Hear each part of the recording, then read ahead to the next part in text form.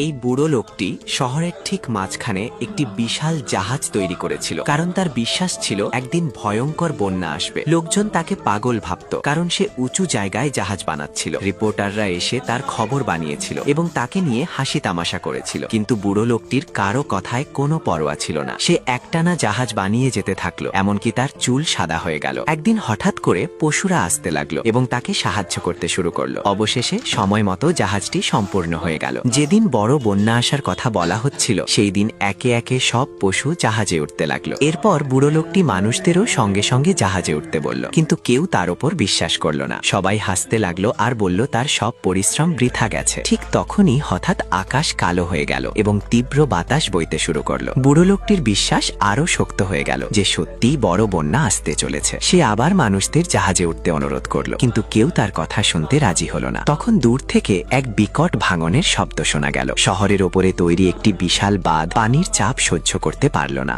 বাঁধ ভেঙে গেল এবং প্রবল বন্যা সোজা শহরের দিকে ধেয়ে এলো। ভয়ে মানুষজন আতঙ্কিত হয়ে পড়ল। সবাই দৌড়াতে দৌড়াতে সেই বুড়ো লোকটির বড় জাহাজের দিকে ছুটে এলো। অল্প সময়ের মধ্যেই এক ভয়ঙ্কর ঢেউ এসে জাহাজের সঙ্গে ধাক্কা খেল।